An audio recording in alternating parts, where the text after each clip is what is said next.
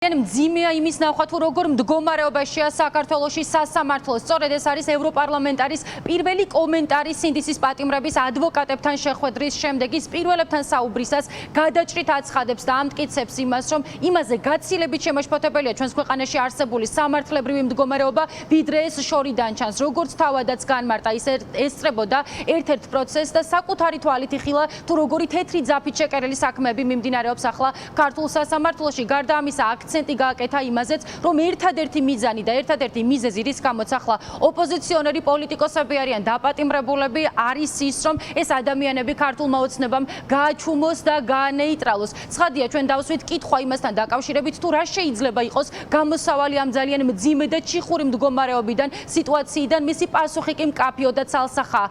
აცხადებს და ამტკიცებს, რომ სანქციები და მეტი ზეწოლა ბიძინა ივანიშვილსა და მის გუნდზე იქნება ერთადერთი ყველაზე სწორი გამოსავალი და სწორი რეაქცია დასავლეთისა და ევროპარლამენტის მხრიდან. ჩემზე დიდი შთაბეჭდილება მოახდინა ამ შეხვედრამ და ადვოკატებთან კონტაქტმა. საქართველოში დემოკრატია და სიტყვის თავისუფლება იდევნება. სამართლის უზენაესობა ნადგურდება ქართული ოცნებისა და ბატონი ივანიშვილის შექმნილი ოლიგარქიული სისტემის მიერ. მძიმეა იმის გაცნობიერება, რომ ამდენი პოლიტიკური პატიმარი ყავს ქვეყანას. გუშინ ვიყავი თბილისის საქალაქო სასამართლოში. გამანადგურებელი იყო იმის დანახვა, თუ როგორ მუშაობს სასამართლო, რამდენად პოლიტიზირებულია ეს საქმეები, რამდენად პოლიტიზირებულია პროკურატურა, როგორ მუშაობს სამთავრობო ტელევიზია, რომელიც ოლიგარქიულ, პრორუსულ, პუტინისტურ სისტემას ექვემდებარება. ყალბი ბრალდებებით ოპოზიციონერი პოლიტიკოსების დაპატიმრების მიზანი მხოლოდ ერთია: ამ მამაცი, გაბედული ხალხის განადგურება, განეიტრალება და გაჩუმება. ეს საბჭოური მეთოდია.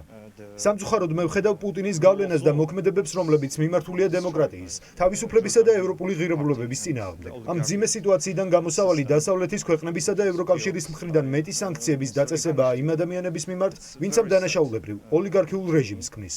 ასევე ჩემთვის მძიმეა იმის დანახვა, როგორ ნადგურდება თავისუფალი მედია საქართველოში. ეს იყო ევროპარლამენტარის მწვავე შეფასება საქართველოში არსებულ მდგომარეობასთან და ვითარებასთან დაკავშირებით. მან სოლიდარობა გამოუცხადა დამოუკიდებელ მედიას, გარდა ამისა აღნიშნა, რომ ძალიან კარგად ადევნებს თვალყურს თუ როგორ ცდილობენ და აკეთებენ ყველაფერს თავისუფალი ჟურნალისტები იმისთვის, რომ საქართველოში არსებული მოვლენები სრული სიზუსტით ასახონ და გარდა ამისა თქვა ისიც, რომ ამ ინფორმაციას ჩაიტანს ყველა საჭირო უწყებასა და ორგანოს მიაწვდეს ინფორმაციას იმასთან დაკავშირებით, თუ როგორი ვითარება არის საქართველოში და როგორ გავლენას ახდენს ბიძინა ივანიშვილის გუნდი, როგორც მედიაზე, ისე ოპოზიციონერ პოლიტიკოსებზე და ყველა იმ ადამიანზე, ვინც ქართულ ოცნებას არ ეთანხმება.